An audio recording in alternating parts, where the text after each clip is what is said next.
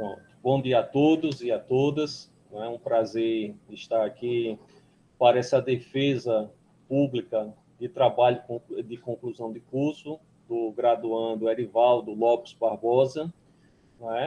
Temos como banca Maria Lucivânia Souza e o professor Paulo Câmara. Então, desde já agradeço a todos e a todas que estão aqui prestigiando esse momento, um momento este muito importante para o Erivaldo, e tenho certeza que quem está aqui assistindo vai também poder contribuir, ver o trabalho, e contribuir para os trabalhos dos demais graduandos.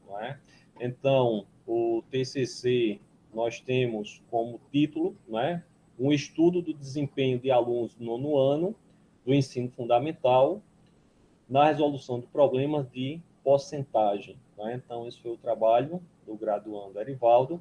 Ele terá de 20 a 30 minutos para discorrer sobre a sua temática e, logo em seguida, as considerações da banca. E depois a gente reúne para o nosso parecer. Então, com a palavra, o nosso graduando, Erivaldo Lopes, que fará a defesa neste momento. Então, vamos lá. Deixa eu compartilhar aqui a tela com vocês.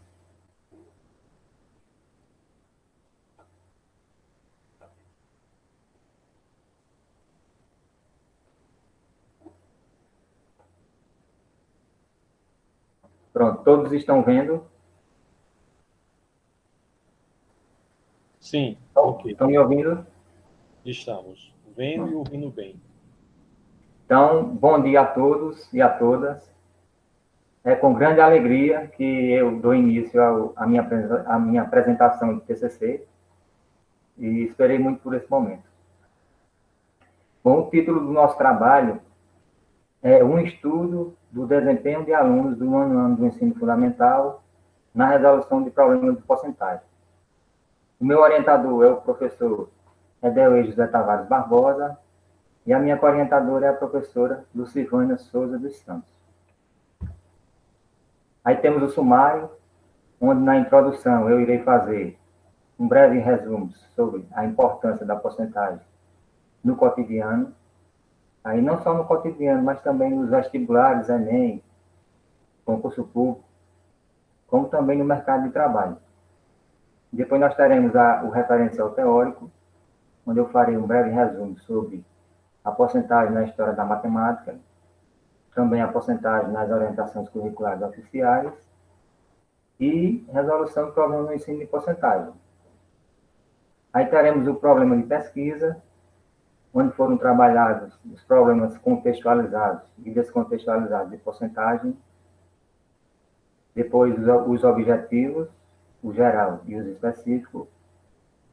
Aí teremos os procedimentos metodológicos, ou seja, o tipo de pesquisa, o instrumento utilizado e também a sequência de dados. Logo mais, o resultado da discussão, depois as considerações finais e, por fim, as referências. Introdução.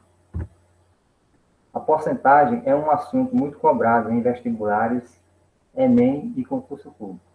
De fato, o ensino desse conteúdo torna-se essencial não só no mercado de trabalho, não só no cotidiano, mas também para aqueles que estão se preparando para fazer uma prova. Por ser um assunto considerado fácil, poucos são os alunos que dão importância para esse assunto. E aí, quando eles se deparam com uma questão contextualizada, bem elaborada, de porcentagem, poucos são os alunos que conseguem resolver. O ensino de porcentagem deve ser continuado e aprofundado no ensino médio, pois lhe será útil nas práticas sociais, assim como no mercado de trabalho. Eu digo que não só a porcentagem ela deve ser continuada e aprofundada pelo aluno, mas também aqueles outros conteúdos que são muito cobrados nas avaliações, nos Enem, nos vestibulares, em concurso público. Nós sabemos que a matemática, ela exige um esforço maior do aluno e requer muita prática. E muitas vezes o aluno, ele só estuda no momento da prova e depois esquece aquilo que ele aprendeu. Nas práticas sociais, e assim como no mercado de trabalho, a porcentagem ela está presente em diversas situações. Se olharmos à nossa volta, iremos perceber que ela aparece nos jornais, nas revistas, nos meios de comunicação e também nas mídias sociais. E principalmente no comércio. No mercado de trabalho, ela está estritamente ligada à matemática financeira, dando suporte às inúmeras movimentações financeiras, presente na representação do mercado de ações, envolvendo as operações de compra e de venda. Também está presente na construção dos gráficos comparativos, quantitativos e qualitativos, e também na construção das alíquotas de diversos impostos, dentre outras várias situações. Referencial teórico. A porcentagem na história da matemática. Como surgiu, como foi desenvolvido e quais eram as necessidades. Bom, a porcentagem surgiu devido à necessidade dos povos no tocante às transações financeiras. Seu uso contínuo nos negócios tornou-se indispensável. Bellingham, 2008, página 90 a 91, afirma que a utilização de porcentagem vem desde a época do Império Romano, 27 a.C. a 476 d.C. Pesquisadores relatam que naquela época o imperador romano Augusto César autorizava a cobrança de vários impostos. E um desses impostos era chamado de centésimo rerum venale, ou seja, era cobrado de seus comerciantes um centésimo sobre suas mercadorias. E os cálculos eram muito simples. Na cobrança de um imposto de 6 centésimos, por exemplo, eles realizavam o cálculo da seguinte forma: dividiam o produto em 100 partes iguais e retiravam 6 centésimos. Eles utilizavam frações centesimais, basicamente o que é feito hoje, sem o uso da calculadora. Por volta do século XV, à medida que a população crescia e o comércio aumentava cada vez mais, e por causa dos grandes negócios e também dos juros, lucros e prejuízos, decidiram fixar uma base. E foi aí que escolheram a base 100. O interessante é que, mesmo com esses avanços, o símbolo de porcentagem ainda não era utilizado naquela época. Para representar uma porcentagem, eles utilizavam os algarismos do seu sistema de numeração, seguido da sigla P100 e PC. Quando eles queriam calcular um imposto de 10%, por exemplo, a escrita era denotada como XP100 e XPC. O símbolo porcentagem. Bom, o que pouca gente sabe é que esse símbolo não é tão antigo como parece ser. Documentos antigos registram o surgimento desse símbolo no formato de um P, com um traço na horizontal. Aí, com o passar do tempo, esse símbolo foi se modificando e no século XVIII ele surgiu muito parecido com o que conhecemos hoje. Só que ao invés da barra ser na transversal, ainda era na horizontal.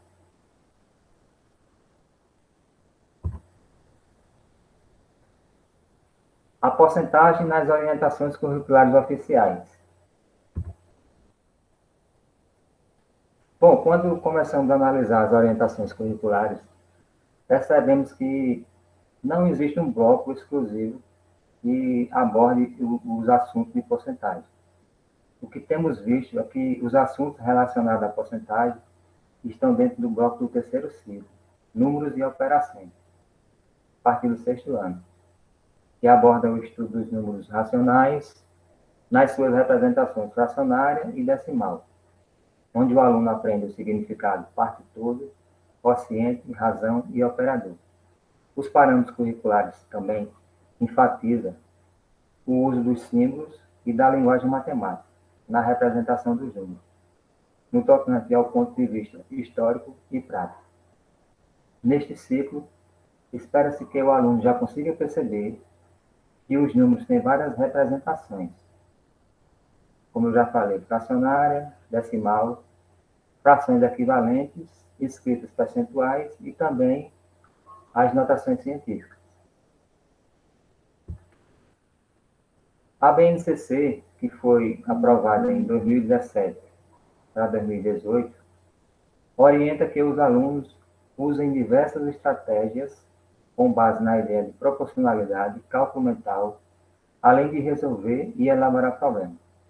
Ela também orienta as habilidades que os alunos devem ter em saber associar, por exemplo, que 10% equivale à décima parte, 25% equivale à quarta parte, 50% equivale à metade, e assim chegar até 100%, que é um inteiro.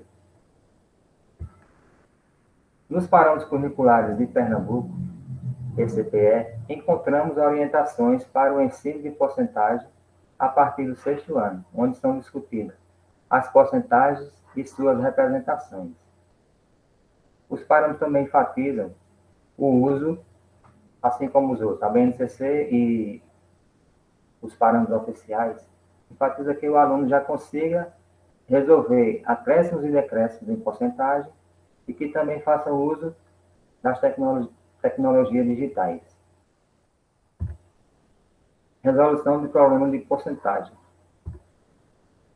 Polya, 1978, apresenta em seu livro 4 etapas para a resolução de problemas. A primeira etapa é compreender o problema. Segundo Polya, o aluno é convidado a ler atentamente o problema, tentando memorizar o seu objetivo, estimulando a memória a relembrar os pontos importantes, perguntando-se a si mesmo qual é a incógnita, quais são os dados fornecidos e o que se quer resolver no problema. A segunda etapa é elaborar um plano, ou seja, fazer uma análise detalhada, grifando as partes interessantes, fazendo uma ligação dos dados do problema ao que se pede, tentando lembrar se já resolveu um problema parecido ou se é possível resolver por partes. A terceira etapa é executar o plano, ou seja, colocar as estratégias em prática, utilizando as hipóteses, observando se o problema obedece a algum tipo de padrão que se perceba uma certa regularidade. A quarta e última etapa é fazer uma análise, é fazer um retrocesso, ou seja, um caminho contrário à solução, observando os processos e etapas e como se chegou ao resultado final. O problema de pesquisa é investigar e entender o porquê que os alunos sentem tanta dificuldade em resolver problemas contextualizados e descontextualizados de porcentagem. A justificativa é a porcentagem é um assunto considerado fácil, mas quando os problemas são relacionados com o cotidiano dos alunos, poucos são os que conseguem resolver, principalmente quando se trata de questões contextualizadas. Mas o que seria contextualizar e descontextualizar? Segundo o dicionário House, a contextualização está atrelada a mostrar um fato ou um acontecimento que está ao nosso redor.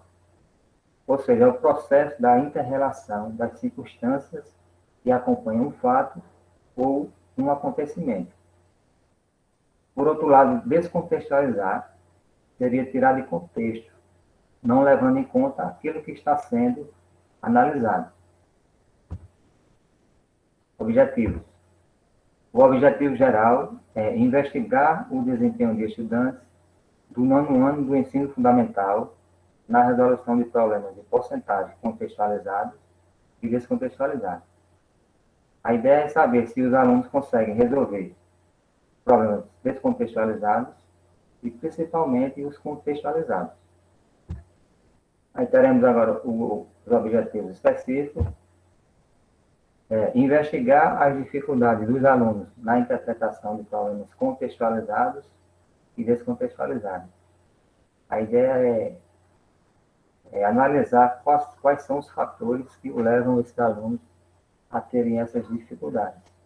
Nós sabemos que uma delas é a interpretação. Depois, analisar as estratégias utilizadas pelos alunos na resolução de problemas de porcentagem.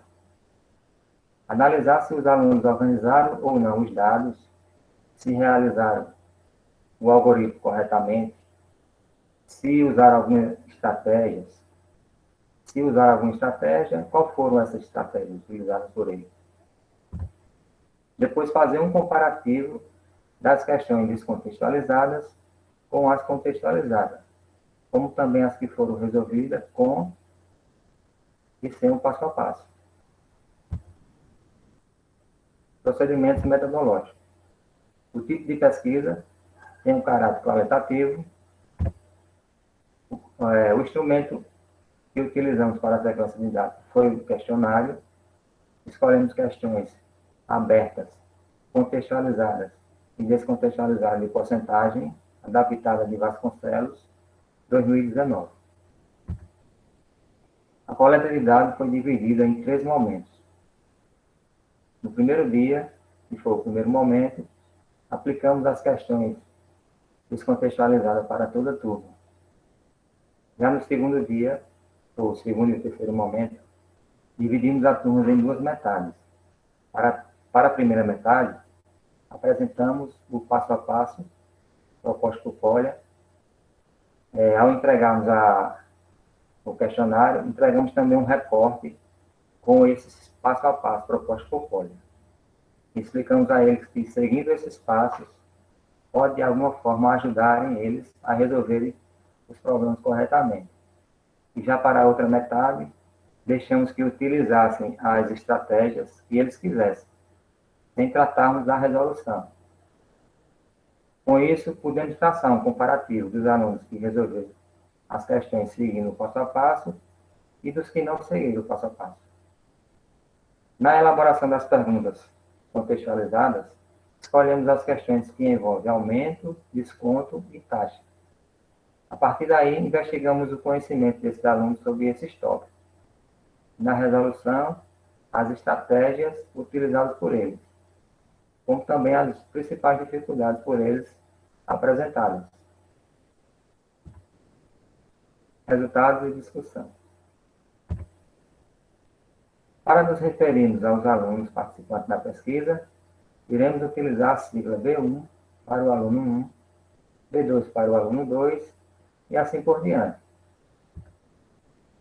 Vamos começar analisando os problemas descontextualizados. Temos aí a primeira questão. Calcule, letra A, 20% de R$ 100, letra B, 30% de 10 quilos, e letra C, 25% de 20 quilômetros. Temos na figura 1 a resposta do aluno B1 para essa questão. Observe que o aluno realiza uma subtração dos valores, não levando em conta que se trata de uma porcentagem. Percebemos uma grande dificuldade nesse aluno por 2 motivos. Ou ele não sabe resolver problemas de porcentagem, ou ele não lembra. Temos aí na figura 2 a resposta do aluno D8 para essa mesma questão. Observe que o aluno ele organiza os dados, realizando o algoritmo corretamente, utilizando como estratégia a regra de 3 simples. Observe que nas letra A e letra B, as unidades de medida estão corretamente. Só na letra C, que ao invés de ele colocar em quilômetros, as unidades de medida, ele coloca quilograma. Resultado da questão 1. Foram 29 acertos e 16 erros. Questão 2. Transforme as seguintes frações ou números decimais em porcentagem. Letra A, 0,5, letra B, 0,7 e letra C, 3/5. Temos aí a resposta do aluno B15. Observe que o aluno ele organiza o dado corretamente, utilizando a multiplicação. Ele multiplica o número decimal por 100 corretamente. Outros alunos utilizaram outro tipo de estratégia, andando com a vírgula duas casas para a direita.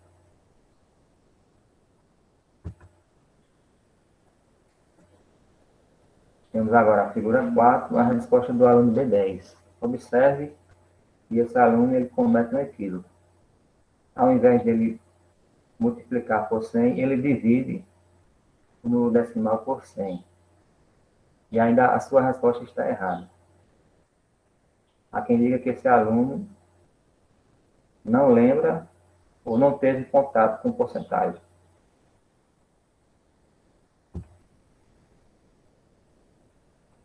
Temos aí o resultado da questão 2. Foram 23 acertos e 22 erros. Um número bastante expressivo de erros. Ou consideramos essa questão fácil. Temos agora o percentual dos alunos que resolveram as questões descontextualizadas. Observe que a primeira questão foram 65% para os acertos e 35% para os erros. A questão 2 obteve 51% para os acertos e 49% para os erros. Um número bastante alto nessa questão. Já a questão 3 foram 82% para os acertos e 18% para os erros. Essa foi a questão que eles mais acertaram e menos erraram. Foi uma questão envolvendo porcentagem de porcentagem. Agora vamos analisar os problemas contextualizados sem o passo a passo. Questão 1. Pablo foi promovido e recebeu um aumento de 17%, passando a receber um salário de R$ 1.111,50. O salário que Pablo recebia antes do aumento era de... Temos aí a resposta do aluno B3. Observe que o aluno organiza os dados, mas erra no algoritmo. Isso foi um erro bastante comum dos outros alunos. Muitos alunos apresentaram bastante dificuldades no cálculo de divisão com 3 algarismos. Resultado da questão 1. Nenhum aluno acertou, 5 erros e 2 questões não respondidas. Temos aí o gráfico dos alunos que resolveram as questões contextualizadas sem o passo a passo. Observe que não houve nenhum acerto, nenhum aluno acertou. A questão 1 e a questão 2 obteve o mesmo número de erros e de questão não respondida. Foram 5 para os erros e 2 questões não respondidas. Já a questão 3, nenhum aluno conseguiu resolver. Todos deixaram essa questão em branco. A questão 4 e a 5 também obteve o mesmo resultado, mesmos erros. 4 para os erros e 3 questões sem ser resolvidas.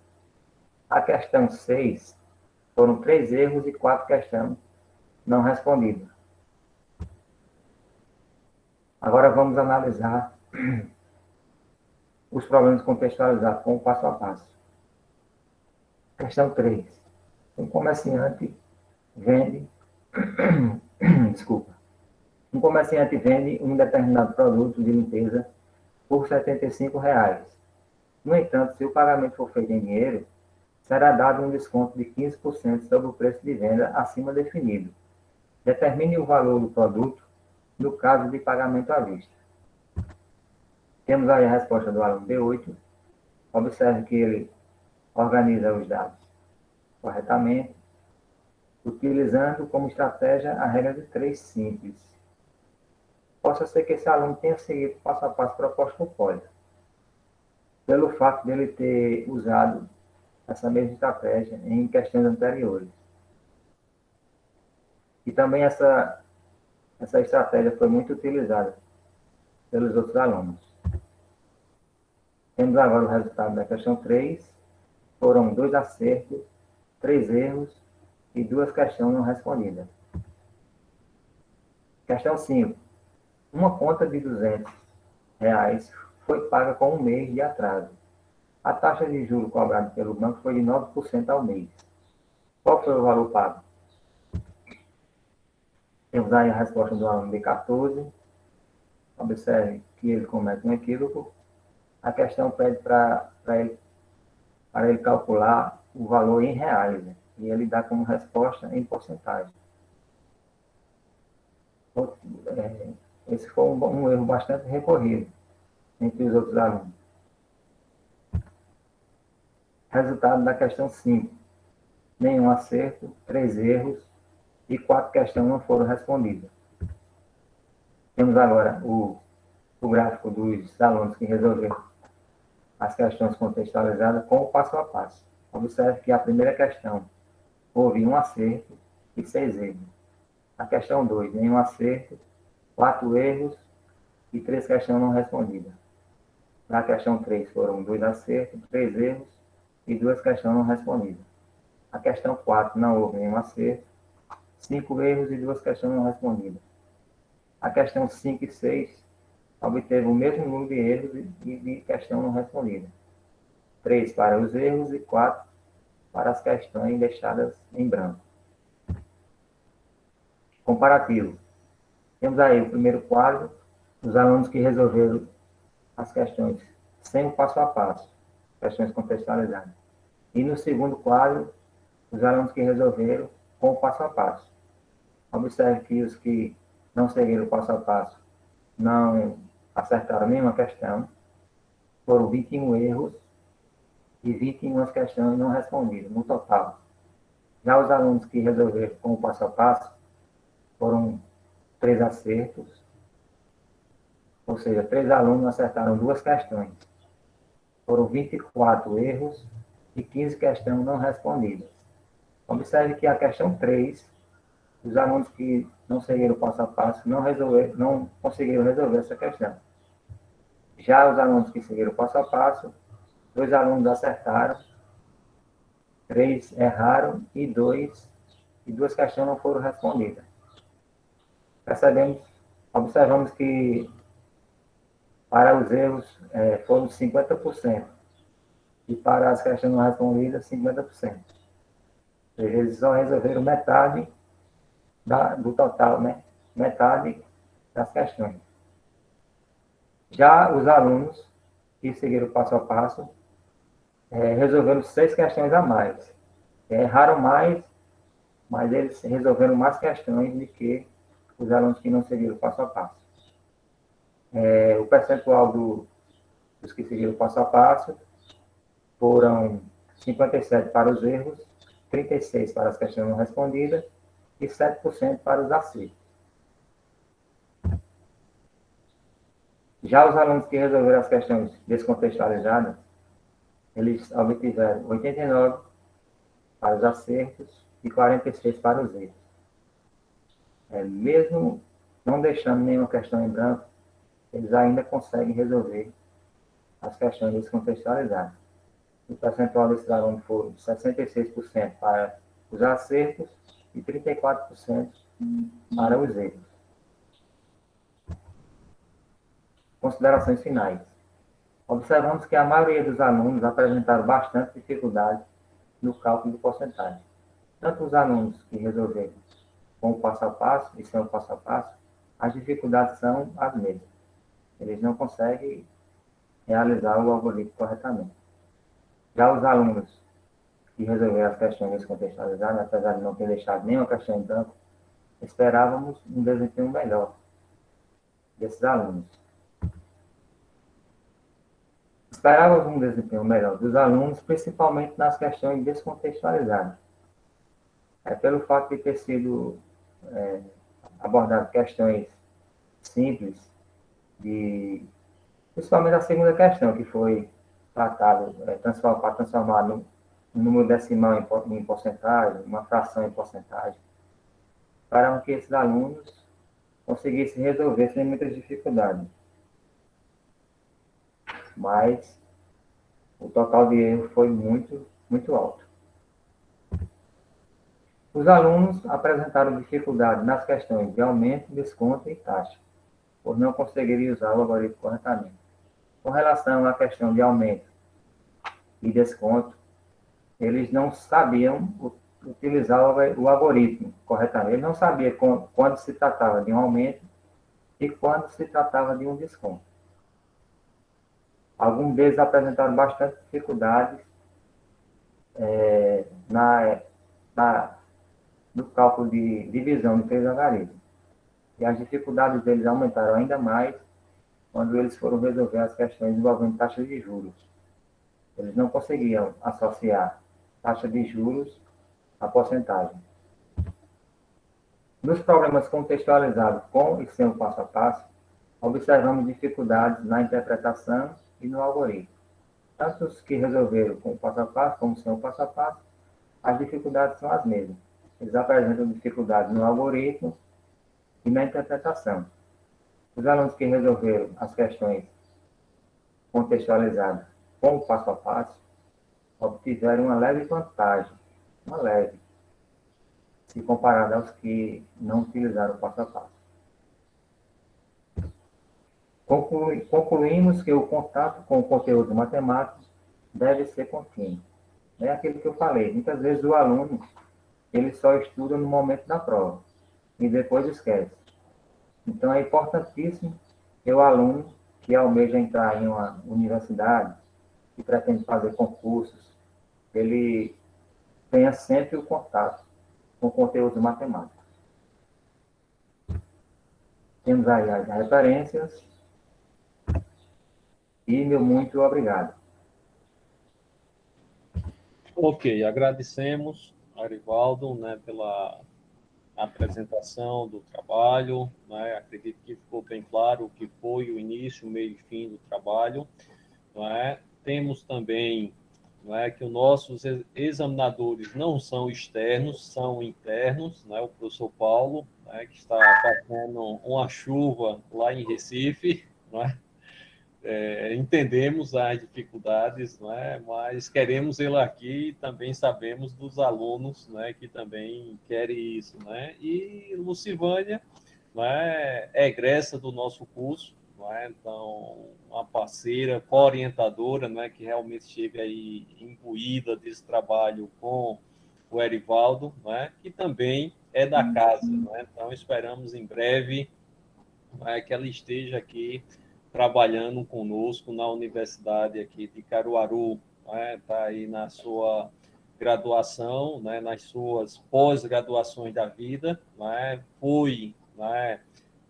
É nossa egressa, foi não, é nossa egressa e teve todo esse contexto, não é, de escrever artigos, ter publicação do TCC, não é, numa revista nacional, não é? Então isso aí também é para encorajar os demais, né? Então não foi nenhum trabalho de mestrado, doutorado, mas sim um trabalho, né, de TCC, né? Então isso eu deixo frisado aqui, né? E também já agradeço, né, as considerações que virão nesse momento.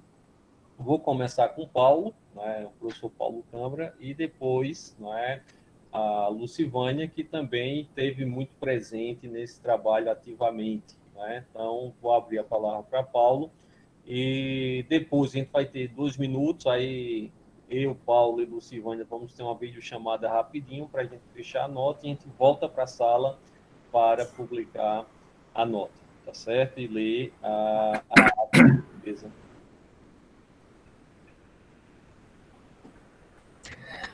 Bom dia para todos. Muito obrigado pelo convite, professor Deuez, o próprio Erivaldo, que para mim foi um exemplo de aluno, como muitos outros do CAA. Eu tenho dito em algumas oportunidades aqui, nessas chuvas aqui em Recife, na UFPE, aqui Campus Recife, que o CAA, o curso de matemática, a licenciatura, está de parabéns. Nós temos alunos de ponta. E o principal motivo disso é o grupo de professores especial os professores que lidam com o ensino de matemática, cuja maioria são orientadores de trabalhos excelentes, como o trabalho do Erivaldo. Mas, em alguns momentos, não só no campus UFPE, mas em outras faculdades, né, eu tenho falado muito sobre o resultado do trabalho dos professores do CA, no qual eu tive o prazer imenso, a honra de trabalhar com vocês durante uns 6 anos, 2 como substituto, em parceria com a Lucivânia, que eu quero muito que ela realmente vá para essa casa. Ela chegando nessa casa, eu brigo por isso. Ela vai somar cada vez mais com esse grupo, que é o Edelweiss, Cristiano Pessoa e outros, tá bom? Em relação ao trabalho do Erivaldo, trata-se de um tema riquíssimo, né? Porque porcentagem não é elementar, porcentagem, ele tocou nesse assunto há pouco, devia ser sempre retomado em todos os anos, até o terceiro do ensino médio. O que é que acontece? Porcentagem vem, tem-se a impressão que o aluno já sabe, domina, quando, na verdade, não. Se ele fizesse esse mesmo teste, essa mesma pesquisa, reaplicar num aluno do ensino médio concluído do terceiro ano, não vai ser tão diferente. Realmente é um assunto muito ligado, muito presente nos Enems, muito presente nos concursos, né? E que lá na frente cai para a matemática financeira, que fica se baseando em fórmulas, né? Uma matemática financeira que corre muito para ciências contábeis e economia, mas porcentagem não é elementar. Então, o conteúdo porcentagem é um dos mais sofisticados da matemática, tal como a análise combinatória, probabilidade, trigonometria. Quando eu estive aí, estava com vocês e pretendo retornar, eu disse, gente, tem que ter a disciplina trigonometria, que é a base do cálculo, é tudo, trigonometria é tudo. E os professores têm muita dificuldade. Mas vamos lá. Com relação a esse tema, né, a porcentagem, o trabalho do Erivaldo, né, que eu antecipadamente digo, está completo, carecendo apenas de uma revisão de língua portuguesa e algumas coisas que eu vou pontuar rapidamente. Eu comecei a sublinhar tudo e vou encaminhar para ele, para Edelweiss e para todo o grupo, né, para todos nós, para todos vocês. Mas o trabalho dele tem uma consistência, né, ele realmente separou contextualizado de descontextualizados, e só um a mais. Além do conteúdo, resolução do problema era de se esperar que o desempenho dos alunos fosse muito abaixo do esperado, como ele cita lá na introdução, no resumo. Mas vamos ao trabalho em si, né? Só que eu observei rapidamente, vocês estão me ouvindo bem, não estão? Estão? Sim.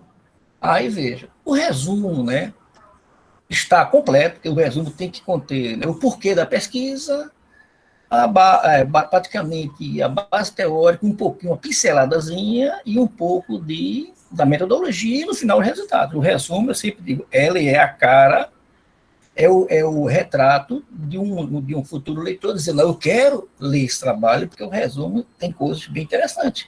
Ele tem apenas um retrato muito pequenininho, uma foto 2x2, se existia 1x1, do trabalho propriamente dito, né? Mas uma coisa que me preocupa é assim, língua portuguesa.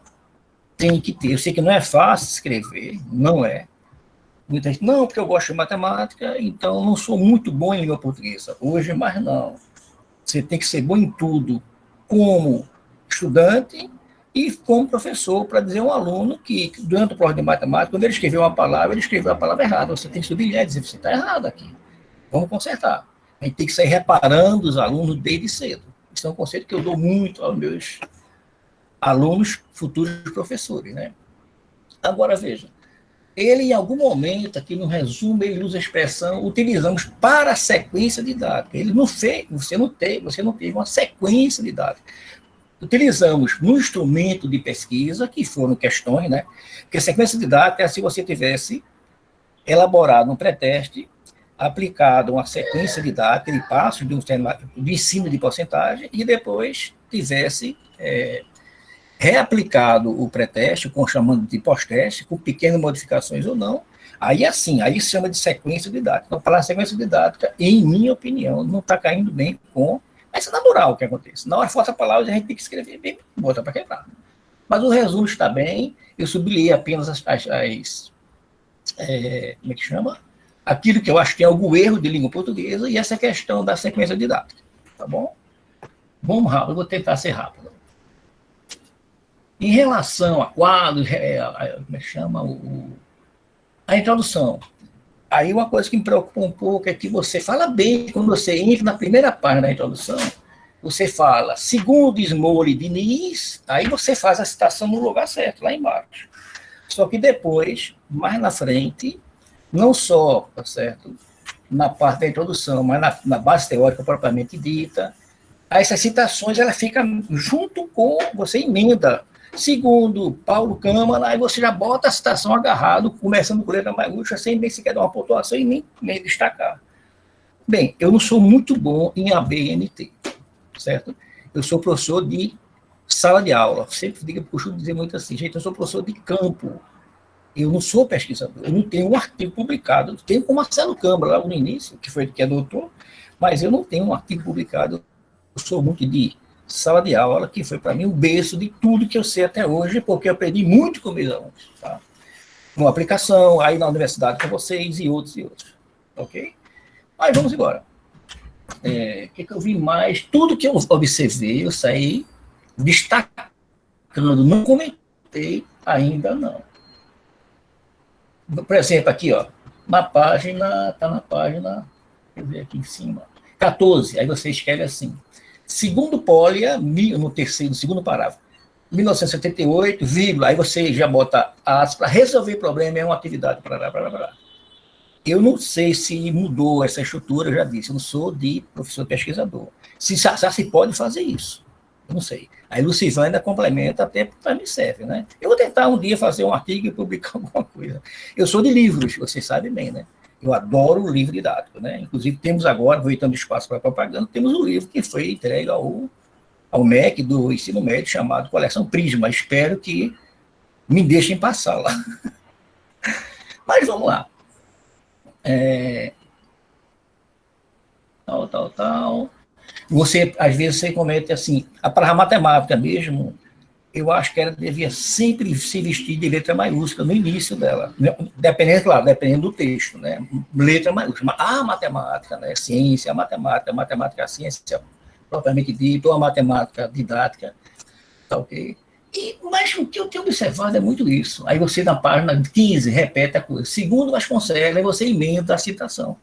Na própria, depois da expressão Vasconcelos, vírgula, 2019, página 354, aí você vai, em 2 pontos, você emenda assim. Eu não sei, Lucilanda vai dizer. O professor Euei, naturalmente.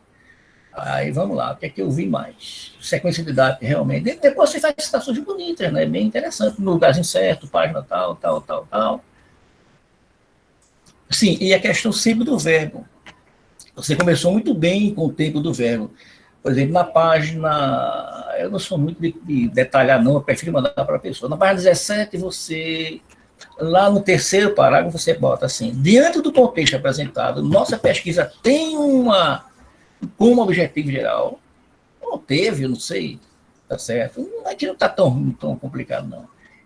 O objetivo geral da nossa pesquisa é pau. Os objetivos específicos foram, ou são, eu não sei. Eu acho que está mais para são, está mais para... Lá na página 18, primeiro parágrafo maior lá embaixo. Nossa pesquisa será composta e distribuída em 7 capítulos. Não, foi composta. A nossa pesquisa será apresentada, né? Nosso estudo será apresentado em 7, distribuído em 7 capítulos, tal. Vamos lá, vou tentar fechar logo, porque a história está boa da porcentagem, está boa. Você cita Bonjour do mesmo jeito, emendando, não sei, tá? A página aí. E agora eu posso achar de mais interessante que eu sublinhei. A história está boa, a história da porcentagem está muito boa. Orientações curriculares, né? Porcentagem, bloco terceiro. A linguagem, às vezes, precisa de realmente uma revisão da língua portuguesa, né? Vamos ver aqui, em nossa pesquisa, podemos perceber na página lá em cima, 23, está tudo sublinhado aqui. Em nossa pesquisa, podemos perceber que nos PCNs Brasil, 1998, não existe um bloco exclusivamente direcionado que aborda o ensino de porcentagem, realmente. É o seguinte, porque porcentagem é uma fração, é um número racional, que já é complicado de aprender. Número racional não é fácil, tem significados diferentes, tem representações diferentes, e a porcentagem é uma roupa diferente. O aluno entender que 0,2, 0,20, 0,200, 0,2000 é o mesmo sujeito, não é fácil. E os especialistas citam isso. Imagine a porcentagem. Se eu disser para o aluno, quanto é 16% ao quadrado? Ele vai dizer, o que é isso?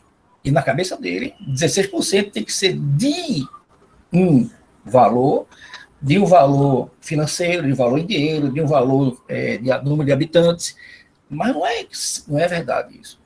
Esse trabalho de pegar a porcentagem, vestir com a roupa de o símbolo de porcento, decimal e fração, e fazer essa conexão, em minha opinião, isso era para ter sido, deve ter, já disse, vou repetir, deve ser estudado todo o início de curso, e não importa a série, que é o tema que está na rua esse.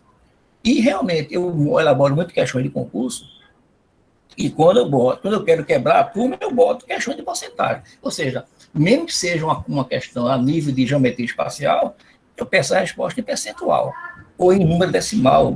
Quando eu peço em percentual, a quantidade de acerto vai lá para baixo. E os alunos têm, em sua porcentagem, um domínio, mesmo que venha sendo estudado desde o quinto ano, sexto ano, quinto ano também já estuda. E um pouquinho antes do quinto ano, do quarto ano, também já se estuda porcentagem. Noções básicas, né? E vamos terminar isso aqui logo, vamos lá, base nacional comum, vestibular, Enem, 2022, vamos lá. Resolução de problemas que, para mim, eu digo muito assim, vocês já me escutaram, você que foi meu aluno em muitas disciplinas, o Erivaldo, e para mim é uma honra tê-lo como aluno. Sempre que eu encontrava na minha turma com outra matéria, estava de olho, prazer imenso, vamos embora, vamos trabalhar. E eles e outros, a gente sempre corria atrás, eu digo, vamos lá. Mas vejam, eu digo assim, se a matemática é a ciência da resolução de problemas. Outra coisa que eu disse muito para vocês foi, se a matemática tiver alma, o nome dela é geometria. Isso são coisas que eu sempre venho batalhando com os alunos. Geometria é a base de tudo, Vamos lá, segundo pole, a resolução, vamos embora, vou correr agora para fechar. Citação boa do Dante, que aparece na página 26, bem organizadazinha, bem detalhada. Com a porcentagem não pode ser diferente, estou com a contextualização, problemas, parâmetros, parará. Pronto, metodologia, análise foi realizada em uma escola. Metodologia, você começa assim, a análise foi realizada em uma escola, não. O estudo foi realizado em uma escola. O estudo, né? Você não fez uma análise, né? O estudo foi realizado em uma escola. Fora isso, a metodologia está bem escrita, né? Outra coisa que eu fico em dúvida, não tenho certeza. A pesquisa tem um caráter qualitativo. Eu botaria, não sei se seria também quantitativo, né? E você foi em cima de dados, resultados, quem acertou mais, quem acertou menos, né? Seria qualitativo se ficasse muito em cima de observar estratégias de resolução, tá? Aí você repete novamente na metodologia a questão da expressão sequência didática. Tem que tirar essa expressão daqui, tá certo? Tem que tirar. E vamos lá, fechando um comparativo com isso. E no final da metodologia, você fecha assim, com isso faremos um comparativo, não fizemos um comparativo, né? Esse tempo do verbo, ele é tudo, né? Faremos seria o projeto, e aqui não, você está diante do... Aí aparece novamente na análise de resultado da expressão sequência didática, que tem que rever, mas, finalizando, seu trabalho é forte, né? O tema, porcentagem, é um conceito não elementar em matemática, o ambiente, resolução de problemas é para quebrar. Os alunos sabem muito fazer conta, mas na hora que você pega, eles têm que ler, interpretar o problema, a maioria vai de água abaixo. Tem melhorado muito, né?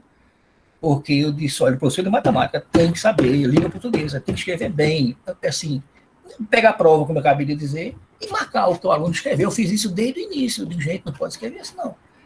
Tá ok? Mas eu só tenho a dizer a você que você fez um resultado brilhante, além de ter sido um aluno excelente. Você sempre foi um aluno excelente. Muito delicado, faltar você, eu nunca não lembro um dia de você faltar uma aula minha, tá? Mas parabéns a Edelweiss, a Lucivânia, e repito para você, Lucivânia, venha para essa faculdade, você tem que vir somar aqui, espere já ter concluído sua tese, tá ok? E venha para a UFPE trabalhar nesse grupo de elite, eu vou repetir, eu tenho dito muito isso, o grupo de elite é o grupo de ensino de matemática do Centro Acadêmico do Agreste. Parabéns. Muito obrigado. Professor Paulo, agradecemos as suas valorosas contribuições, como sempre. Não é? Eu digo que o Paulo é um autodidata, não é? A contribuição dele vai além do que um artigo, né? Então, pelo dia a dia, comprometimento no colégio de aplicação, tantas atividades, não é? E essa contribuição aí está firme e forte, não é? Um garoto ainda, não é? Que tem muita lenha para queimar, não é? E com certeza essas contribuições que você coloca aqui são pertinentes, né? São pontuais, né? Mas com certeza no sentido de melhoria do trabalho, não é, da versão final, né, do que vai ficar, do que estará nas atividades que serão publicadas e que outras pessoas também tenham acesso a esses dados, né? Uma sugestão aí, no caso, pensando no que você disse, né, da sequência didática, eu vou passar também para Edivaldo falar, mas seria atividade didática, né? Então, a gente pode quebrar um pouquinho aí, a gente coloca, em vez de sequência, a gente coloca atividade didática, porque aí a gente quebra, né, realmente o que seria uma sequência didática, né, o conceito. Então, só mudar a palavra, que é muito importante, a questão da semântica aí da palavra, tá certo? Então, Erivaldo, quer falar alguma coisa agora ou quer deixar para após Lucivânia? Após eu falo, professor. Deixa a Lucivânia falar. Lucivânia. Colocar aqui o áudio, senão eu esqueço. Pode falar, Paulo. Só um minutinho. Eu vou precisar só ir na sala, que eu estou com o Netinho aqui. Ele vai iniciar uma aula agora online. Eu vou só ligar o computador dele e vir para cá, tá ok? Mas você pode iniciar, que eu estou escutando. Pode começar, né? Tá bom. Bom dia, pessoal. Bom dia a todos. Primeiramente, eu quero agradecer, né, por estar fazendo parte desse momento, pelo convite de Erivaldo para ajudar no TCC. Eu já estava com saudade desse nosso ambiente, né, de banca. A gente sempre tem trabalhado junto com a Edelweiss, com o Paulo. E, assim, um momento atípico, né? Uma banca atípica, nesse momento que a gente está vivenciando. Então, assim, eu espero que todos estejam bem, né? Os que estão por aqui, também os familiares, né, que estão em casa. Então, eu agradeço pelo convite, porque é algo que mesmo quando eu estou muito sem tempo, com uma correria muito grande, eu não consigo recusar, porque eu tenho um carinho enorme por todo o pessoal aí do CAA, tanto os professores como os meus ex-alunos, e eu gosto muito de participar desse processo de criação, de construção mesmo do TCC, e poder contribuir de alguma forma, porque eu acho que esse é o nosso papel, né? Eu acho que a gente tem muito, assim, o que fazer, o que retribuir pela própria formação, né? Como a Erivaldo coloca lá eu acho que nos agradecimentos, né? Que ele teve bons professores, né, e teve a oportunidade de fazer o curso que ele queria, ser oficialmente professor de matemática, por uma universidade pública e federal. Isso é muito significativo, porque a gente sabe a dificuldade que é, tanto de conseguir entrar, mas também de conseguir se manter e chegar até o final. E ele ainda, né, lá na epígrafe dele, ele traz Fernando Pessoa. Eu vou estar olhando aqui para baixo, gente, às vezes que eu estou filando aqui no meu caderninho, tá? Ele coloca o valor das coisas não está no tempo que elas duram, mas na intensidade com o que acontece. Eu achei interessantíssimo porque ela vale tanto para as coisas que duram pouco tempo, quanto para as coisas que duram muito tempo, né? Então, se a gente for considerar o fato de que a gente já poderia ter, né, feito essa defesa, Erivaldo, há uns 2 semestres atrás, né? ou até um pouco mais, não lembro. E assim, ele chegou numa calma muito grande para mim, dizendo: olha, professora, eu decidi não defender agora, né, defender só no próximo semestre, assim, com tranquilidade, porque muita gente tem essa ansiedade, né, essa ânsia mesmo de terminar, porque, claro, você quer terminar, né, obviamente, mas, assim, entender que é o tempo, vai ter o tempo, né, de terminar, e às vezes você adia um pouquinho mais para fazer um trabalho melhor, para ficar mais organizado, e aí, quando eu recebi o trabalho dele, ele passou esse tempo, né, a gente ficou meio sumido, todo mundo perdeu o contato, e aí quando ele já chega com o trabalho praticamente pronto, né, e antes do trabalho que ele tinha entregue, tinha muita coisa para ser feita, né, eu fiz vários comentários lá, várias intervenções, e aí quando ele usou tudo isso, né, e aí quando ele voltou, ele trouxe um trabalho praticamente pronto para a sua defesa, né? Então, às vezes, é importante ter um pouco esse distanciamento, trabalhar com mais calma, ali talvez até sem disciplina, né? E focar ali basicamente no TCC. Então, realmente foi um trabalho que ficou muito bem escrito, muito bem organizado. Tem aquelas questões de língua portuguesa, tem, como o Paulo já falou, mas como eu sempre falo em toda banca, não é uma coisa que, assim, eu vou focar na banca, porque a banca não é um momento para isso, você faz as observações lá e depois manda, né, para o aluno, como o Paulo falou, né, que está tudo anotadinho aí. Mas eu quero começar já pelo final, que é pela fala do professor Paulo. Realmente, a questão semântica é um nó, né, que a gente tem, essa questão mais conceitual. Então, sequência didática, ela tem um significado, ela tem um conceito por trás. Então, é importante, e isso serve para quem também está assistindo, que ainda está no seu processo, né, de TCC, ou ainda vai fazer, ter cuidado com essa questão semântica. Então, a ideia que a Deuez falou, eu acho super válida, colocar atividade didática, porque aí tira um pouco dessa questão do foco que a sequência didática em si, ela já tem uma literatura toda por trás que a conceitua, né? E já a define. Outra coisa que ele tocou, a questão da normatização das palavras. Se tu usa matemática com a letra maiúscula, usa no texto todo, tá? Se usa com a letra minúscula, pode ser uma questão de gosto, mas usa no texto todo. Só é complicado uma hora usar, né, maiúscula, outra hora usar minúscula. Então, é uma questão só de normatização mesmo. E a questão de colocar tudo no passado. Sim, você já está com o seu TCC pronto, a pesquisa já foi realizada. Então, tudo no foi, né? Foi no passado. A questão qual e quant, não vejo problema nenhum você colocar, não, qual e quant. Não acho que ela seja só quantitativa, certo? Porque o seu trabalho envolve uma análise qualitativa, no sentido de que você não está só jogando os dados lá, você está analisando, né, aqueles dados, você faz um diálogo muito interessante, que é difícil, inclusive, de se encontrar em alguns TCCs, que é essa conversa entre resultado, né, análise dos seus resultados e o referencial teórico.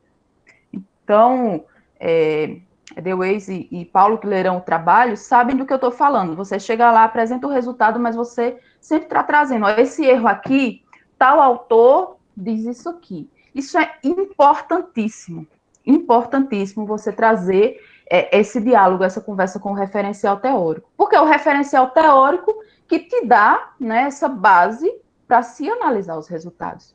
Você está falando de erros, você está falando de estratégias, então quais são as estratégias, quais são os erros que estão sendo apontados no teu referencial teórico, tá? Algumas pessoas, por exemplo, fazem isso nos resultados, mas não trazem no referencial teórico nada sobre isso. Então, faz um referencial teórico que às vezes não tem nada a ver com o que apresentou nos resultados, né? Então, você conseguiu fazer isso de uma forma bem, bem bacana. E sobre o resumo, eu achei também, como o Paulo falou, um retrato, eu tinha colocado até como espelho, que é um espelho, assim, do trabalho, né? Duas coisas importantíssimas no trabalho, o resumo e o sumário.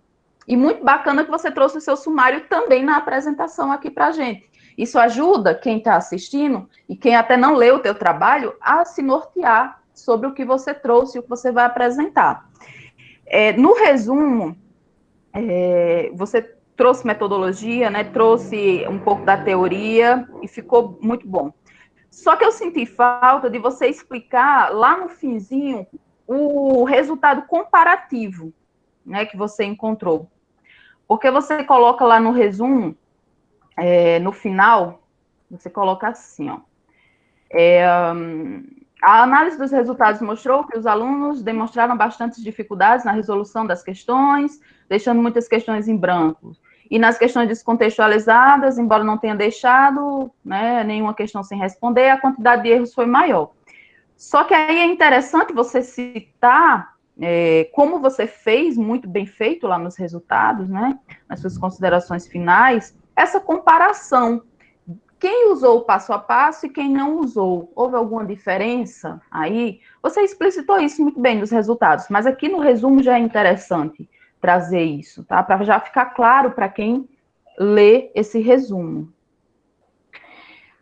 Sobre a lista de ilustrações, eu sugiro que você separe figura, gráfico e quadro, né? Colocar assim na sequência numérica mesmo, figura 1, 2, 3, 4, aí depois gráficos 1, 2, 3, 4, quadros 1, 2, 3, 4, para não ficar assim, dar uma ideia de que está bagunçado, tá? E aí, como eu já falei, o sumário também, para mim, é o espelho mesmo do trabalho, é o esqueleto, né, ali do trabalho, a gente já consegue ter uma ideia, só olhando para o sumário, de quem você trouxe, qual o caminho teórico que você seguiu só pelo sumário, né, porque você vai destacar ali os títulos, os subtítulos do seu referencial teórico.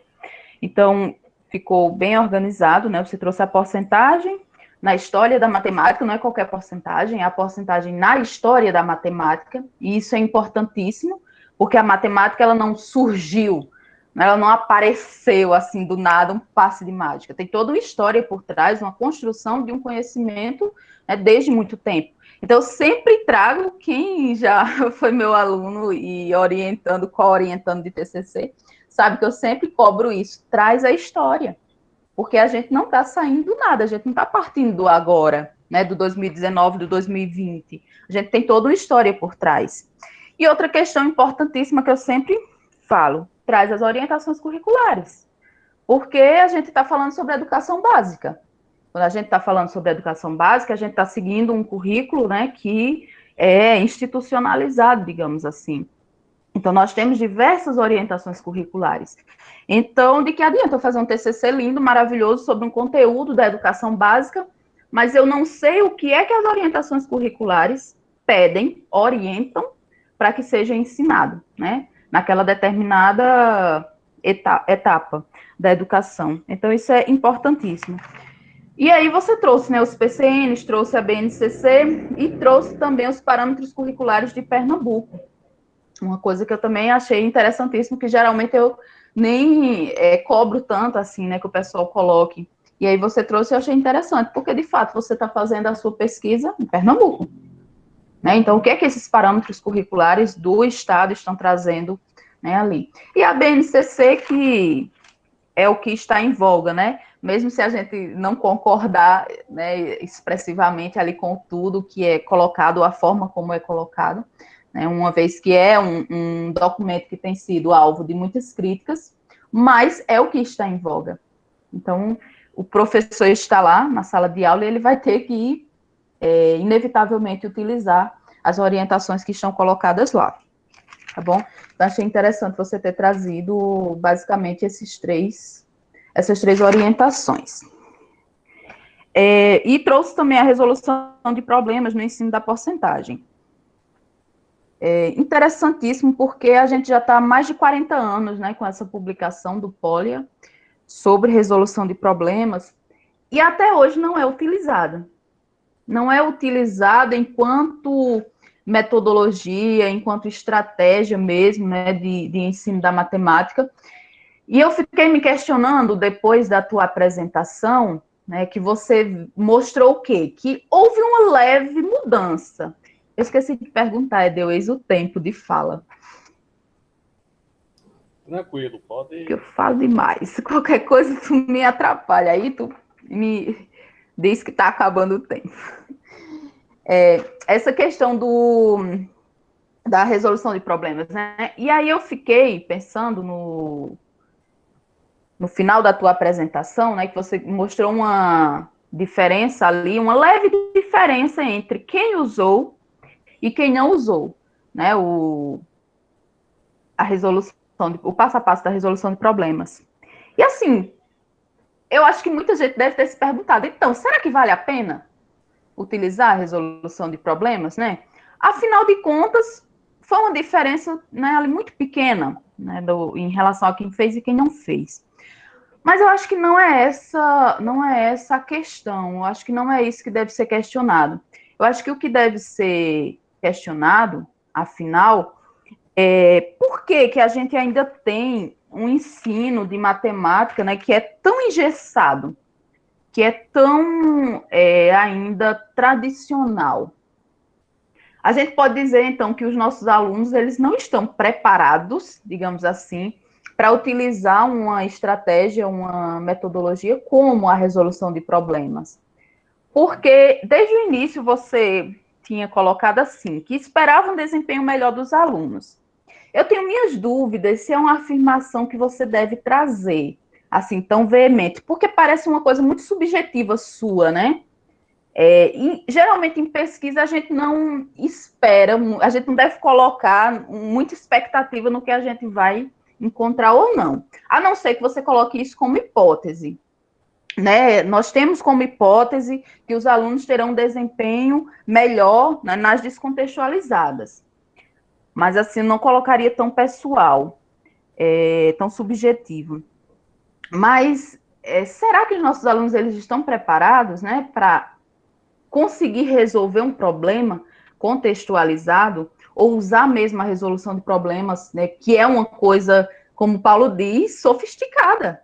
Né? Você tem lá que compreender o que é que está sendo pedido, elaborar o plano, executar e depois ainda fazer uma análise, coisa que muitas vezes, eu acho que quase 100% das vezes, não é trabalhado com o aluno. E aí, veja, a gente trabalha isso lá na licenciatura, mas e quando a gente vai para a educação básica? Será que isso é trabalhado? A gente ensina o aluno a, quando ele pegar a prova dele, ele analisar o que ele errou? Ou será que o aluno tira um 8 lá, ele pega aquela prova, deixa lá guardada no lugar e não olha mais para aquela prova? Ah, tirei um 8, né? Passei. Mas o que será aquilo que impediu ele de tirar um 10? A mesma coisa se o aluno tira um 2. Ele fica com raiva, amassa a prova, joga lá na lixeira e não olha, né? O que foi que ele errou? Quais foram os erros que ele cometeu? Será que foi um... E aí, por isso que a análise de erros ela é tão importante nesse sentido, porque, assim, qual é o tipo de erro? Será que eu cometi um erro? Foi só por falta de atenção?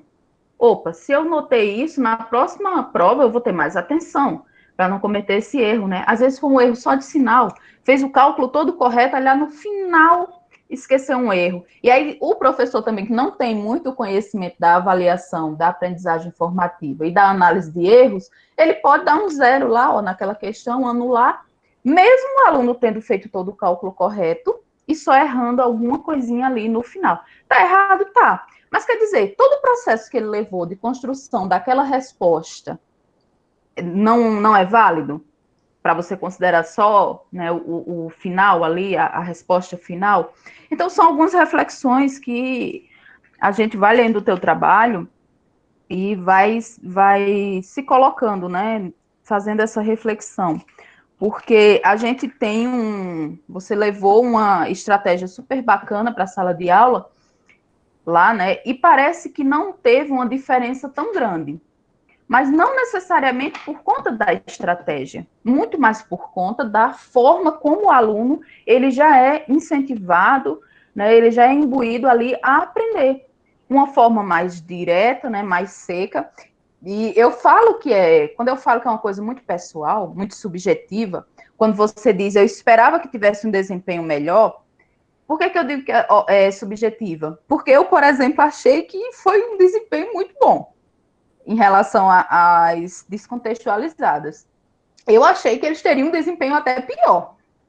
Então, veja, você achou que teria um desempenho, né, melhor. E eu já achei, assim, metade praticamente, foi metade, né, aliás. Metade teve de erros e metade de acerto. Né? Então, aliás, nas descontextualizadas tiveram 89 de acerto e 46 de erro, né? Tiveram muito mais acertos do que erros. Né? E você ainda esperava um desempenho melhor. Eu já achei ótimo esse desempenho, porque não é uma coisa simples, tá? A porcentagem não é assim, uma coisa que a gente vai dizer que o menino vai ver hoje, lá no 6º, no 7º ano, e no 9º ano ele vai lembrar e vai conseguir fazer. A não ser que fosse como o Edelweiss falou, como o Paulo falou, tu vai fazer uma sequência didática, então primeiro tu vai apresentar o conteúdo, né, de uma determinada metodologia, e aí depois colocar as questões para eles. Então, eu já achei até uma quantidade de acertos bem relevante para ser um tema como porcentagem, tá? Mas é por isso que eu te falo que é uma coisa muito subjetiva de quem está observando, né, o que foi feito ali. Uma coisa que tu traz na introdução, que eu achei também interessante, eu ainda estou na introdução, só que eu estou indo e voltando, tá, gente? Você cita a resolução de problemas, né, que eu já comentei, mas outras duas coisas, a álgebra e a tecnologia. Gente, a álgebra ainda é o nó da educação básica, do ensino de matemática na educação básica. Porque sem a álgebra, o aluno ele não consegue construir outros conhecimentos que dependem assim, sobremaneira da álgebra. E a álgebra, a gente já mostrou, né, Edelweiss e Paulo, em vários outros TCCs que a gente trabalhou bastante com álgebra, a gente já viu isso, o quanto de dificuldade se tem na álgebra. E especificamente também na passagem da aritmética para a álgebra, que aí acontece por volta do 7º ano. E aí, veja, se você já tem essa dificuldade tão grande a partir do 7º ano, e eu não sei vocês, que são professores de educação básica, mas eu adoro um 6º ano. Porque o 6º ano, ele é muito aberto. Tudo que você propõe, eles fazem, eles são mais atentos, eles prestam mais atenção. Porém, quando você vai para o 7º ano, tem uma mudança muito drástica. Então, eu fico me perguntando, mas o porquê dessa mudança? Não será porque no 6º ano eles ainda estão, né, naquele... Claro que tem aqueles bem danadinhos, né, no 6º ano, que ainda não estão muito adaptados a essa mudança. Mas, assim, no 6º ano eles ainda estão naquela ideia mais básica. No 6º ano a gente está vendo revisão, praticamente, de tudo da matemática. No 7º ano, você já de cara chega e joga álgebra para o menino. E é esse jogar a álgebra de qualquer jeito, que aí é no nosso modelo tradicional de ensino, é assim que é feito. Gente, a gente não vai mais usar número não, tá bom? Agora a gente vai usar letra. A gente vai usar letra aqui e vai usar número. E aí, isso aí já desde a graduação que eu faço pesquisa no ensino fundamental sobre isso. Dessa mesma forma que você fez, Arivaldo, de levar as questões para que eles, né, tentem resolver. E o que foi que a gente mostrou? Que no 7º, no 8º e no 9º, as dificuldades são as mesmas em álgebra. Eles não conseguem interpretar o que é para ser feito na questão. Então, se for uma questão que eles vão ter que reproduzir meramente uma fórmula, uma estratégia que eles já tenham, eles vão, entre aspas, se dar bem. Agora, se eles precisarem pensar, entre aspas, para responder aquela atividade, aí eles já não conseguem, porque eles não conseguem interpretar o que está sendo pedido. E aí, como o Paulo falou, vai lá no 3º ano, leva essa tua mesma sequência. Provavelmente eles vão ter a mesma dificuldade que os alunos do 9º ano, que foi a turma que você fez. Eles vão ter a mesma dificuldade. Até se você pega um professor, né, já formado, quando ele for dar aula desse conteúdo, ele vai ter que estudar novamente aquilo. De cara, ele não vai chegar lá, depois de 5 anos, depois de terminar a graduação, e ele vai, do nada, chegar e passar aquele conteúdo. Por quê? Existe uma outra coisa muito importante aí nesse processo, que é a contextualização. Se a contextualização que eu falo com o cotidiano do aluno, porque tem a contextualização ótima, aquela questão linda, maravilhosa, contextualizada, mas que não tem nada a ver com o cotidiano do aluno. Se você chega para um aluno do 9º ano, acho que 9º ano não, mas do 3º ano, digamos que ele trabalha já, e ele trabalha em uma loja, ele vai ter o conhecimento sobre porcentagem? Muito provavelmente. Se ele trabalha numa loja de calçado, numa loja de eletrodoméstico, do que for, que trabalha com essa questão de juros, de desconto, né? Provavelmente ele vai ter um conhecimento excelente sobre porcentagem, porque na prática ele vivencia, ele usa a porcentagem praticamente todos os dias. Então, tem muito também essa questão cotidiana do aluno. E uma coisa que você sempre está falando aí, sempre citando na sua fala, a necessidade de colocar a porcentagem sempre até o 3º ano do ensino médio, né? Não só a porcentagem, mas vários conteúdos, né, básicos ali, considerados básicos, né, da matemática, deveriam ser, porque não deveria se ensinar conteúdo a conteúdo separado um do outro.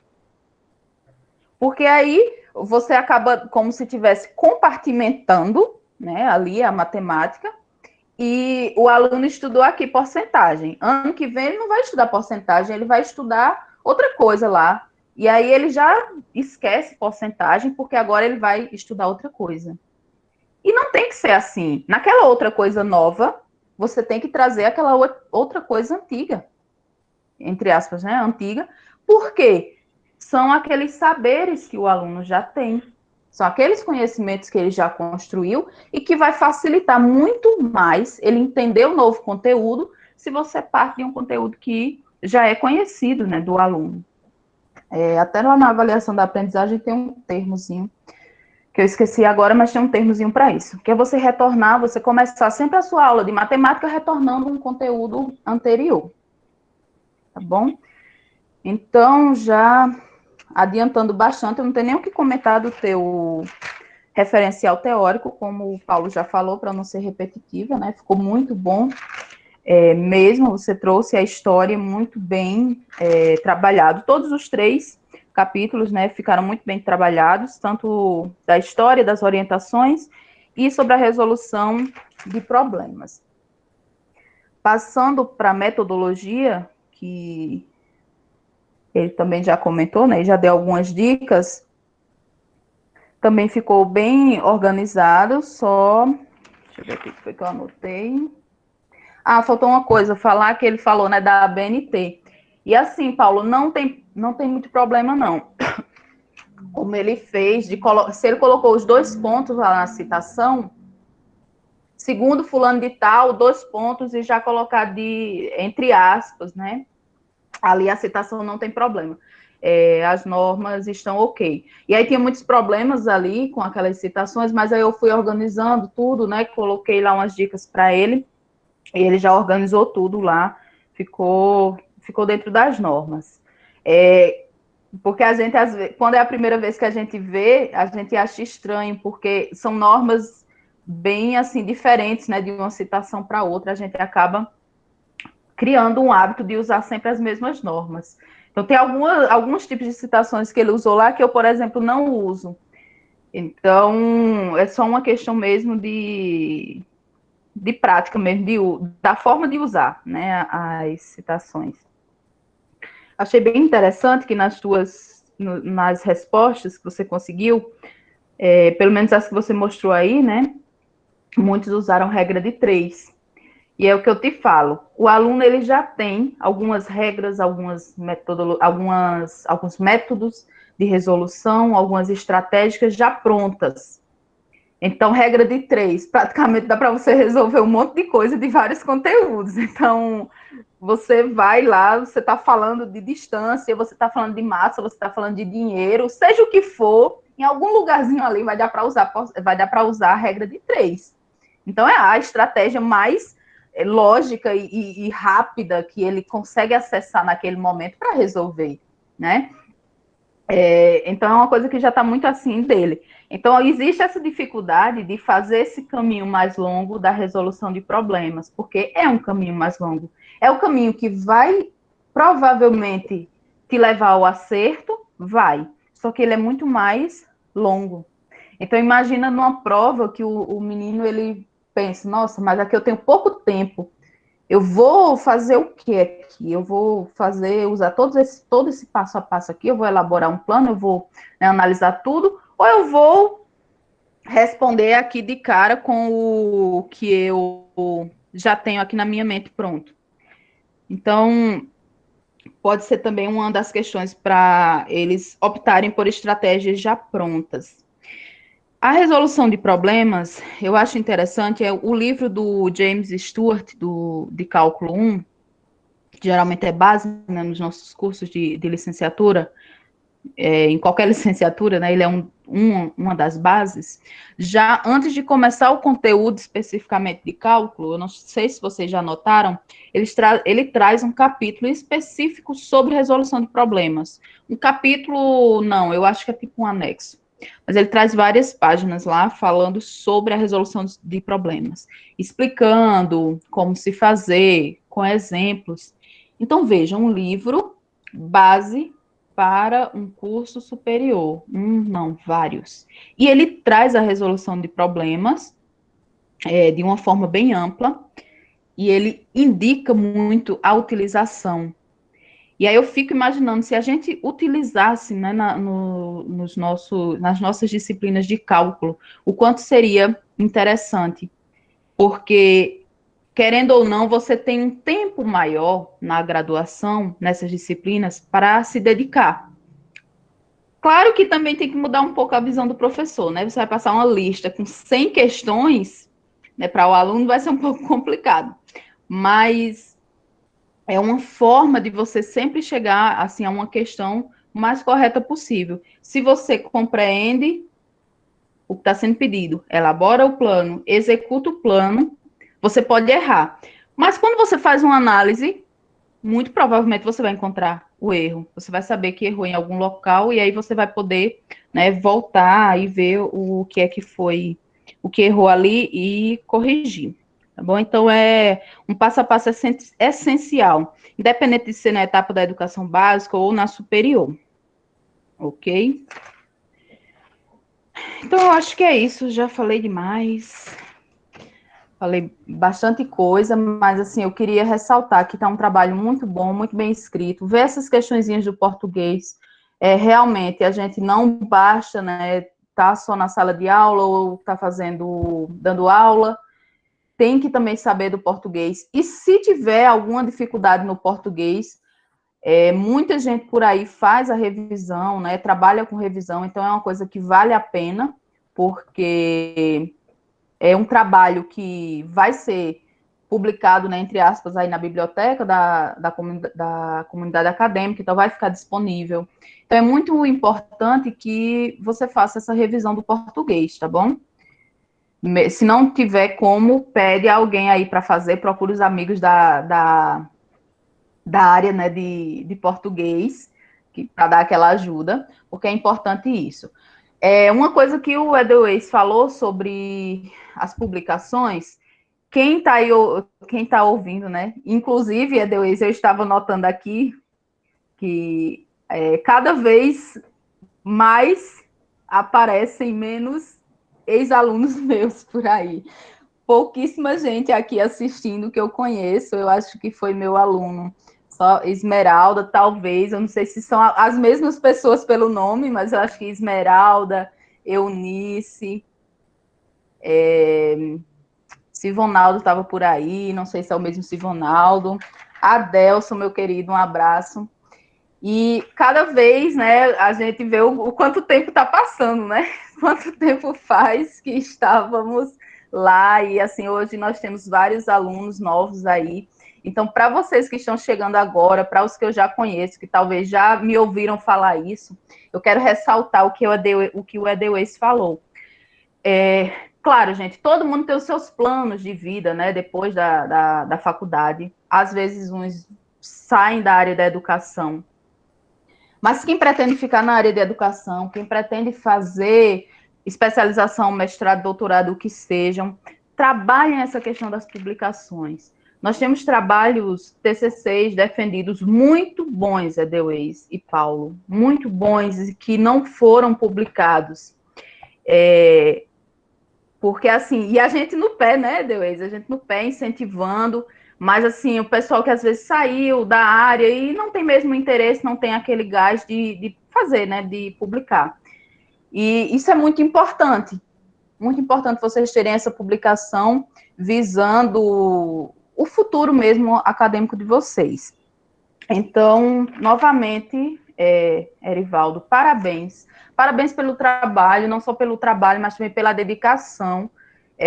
Como você falou, né, já fazia muito tempo que você estava fora da sala de aula, e aí você voltou para fazer o seu curso de graduação, né, institucionalmente, né, ter ali o título de professor de matemática. Isso é muito importante, porque a gente vê muita gente que quer fazer, mas não tem a coragem de ir lá.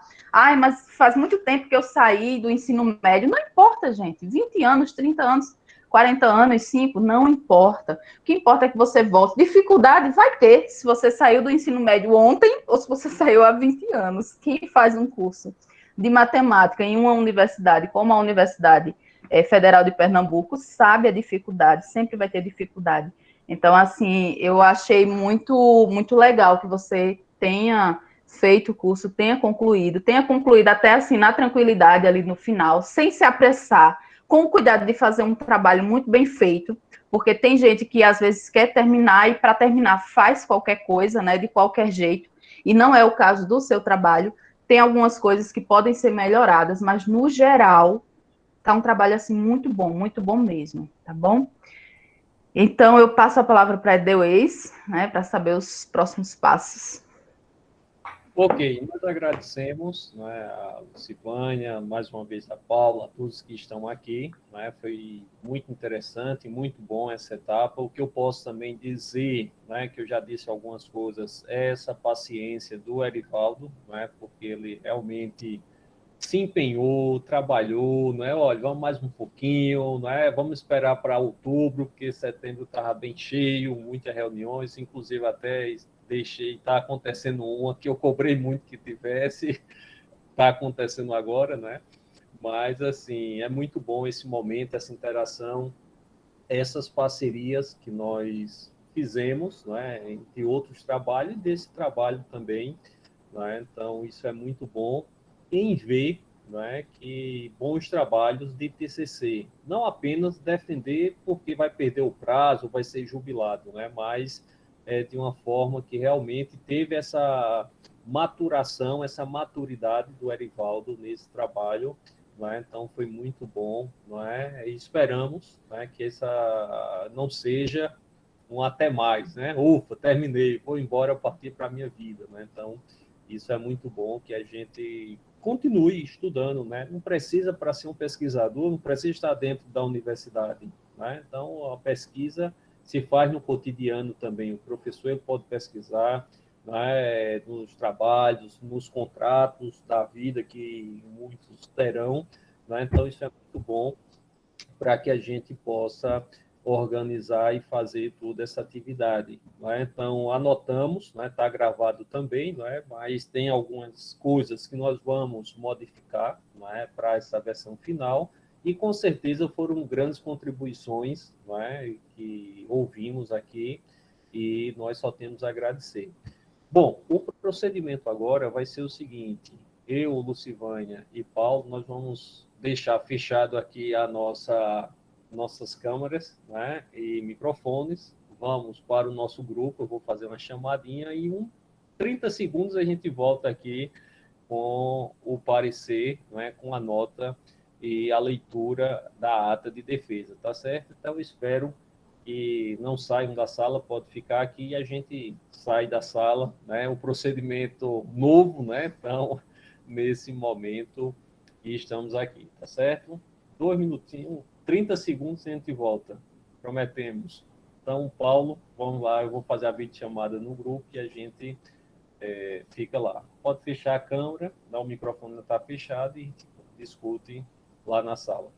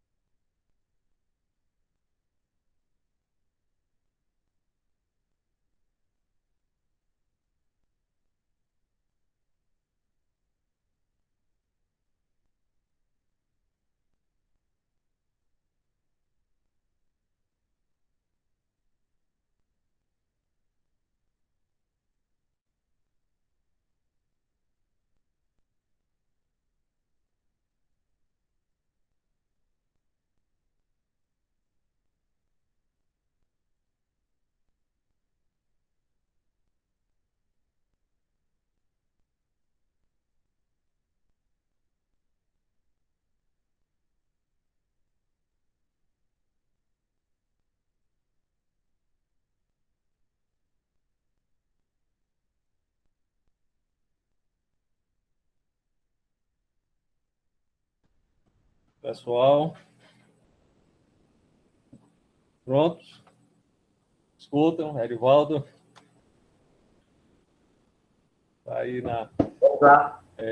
Veja o seguinte, nós vamos estar organizando agora a leitura da ata, né, o proforme, né, da ata, mas desde já, né, agradecemos já a todos, né, e vamos proceder à leitura da ata. Ata de defesa de TCC do curso de licenciatura em matemática da Universidade Federal de Pernambuco, campus Caruaru, às 9 horas do dia 19 do mês de outubro do ano 2020, às 9 horas, por meio de videoconferência, compareceu para a defesa pública de TCC, requisito obrigatório para a obtenção de título de graduação, licenciatura em matemática, estudante Erivaldo Lopes Barbosa, tendo como título um estudo no desempenho de alunos do 9º ano de ensino fundamental na resolução de problema de porcentagem. Constituir a banca o professor Edelweiss Tavares Barbosa, orientador, professor Paulo Roberto Câmara de Souza, examinador, e a professora Maria Lucivânia Souza, orientadora. O orientador abriu a sessão agradecendo a participação dos membros da banca. Em seguida, convidou o estudante para que fizesse a exposição do trabalho. Finalizada a apresentação, cada membro da banca examinadora realizou a arguição do estudante, concluindo-se a defesa pública. Logo após a defesa pública, procedeu-se o julgamento do trabalho pelos membros da banca examinadora. Em reunião fechada, nós saímos da sala e fomos aqui à outra sala virtual, né? Tendo o trabalho defendido e recebido a menção, aprovado, então parabéns, ficando com média geral 10. Então, parabéns.